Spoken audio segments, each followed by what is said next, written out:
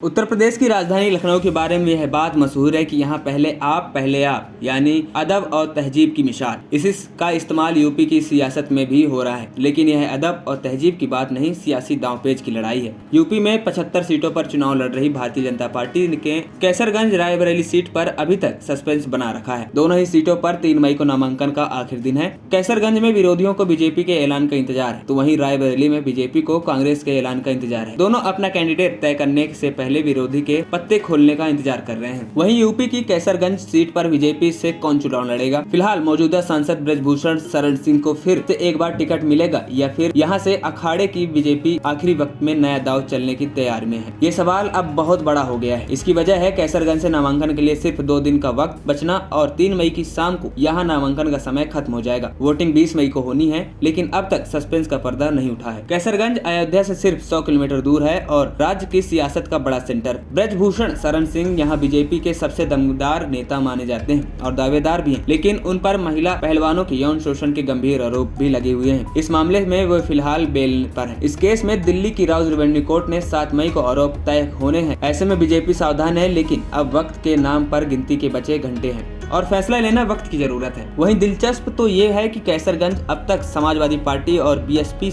ने भी उम्मीदवार घोषित नहीं किए हैं। दोनों दलों ने अपने पत्ते नहीं खोले हैं। समाजवादी पार्टी तो साफ कह रही है कि उसे बीजेपी के फैसले का इंतजार है। वहीं गोंडा में समाजवादी पार्टी के जिला अध्यक्ष अरशद हुसैन का कहना है कि अगर भाजपा ने ठाकुर को उतारा तो हम ब्राह्मण को उतारेंगे और ब्राह्मण को उतारा तो हम ठाकुर को उतार देंगे। अगर उन्होंने बैकवर्ड को उतारा तो हम दलित को उतार देंगे। हमारे यहाँ 5 नाम की चर्चा है। वहीं दूसरी तरफ बीजेपी ने कैसरगंज के साथ ही रायबरेली सीट पर भी अब तक उम्मीदवार घोषित नहीं किया है। वजह है कि कांग्रेस की तरफ से प्रत्याशी घोषित नहीं किया जाना, लेकिन अब 2 मई को हर हाल में उम्मीदवार का ऐलान करना ही होगा। इसलिए ये सस्पेंस का आखिरी काउंटडाउन सबका ध्यान खींच रहा है। खबरी चौखट की रिपोर्ट।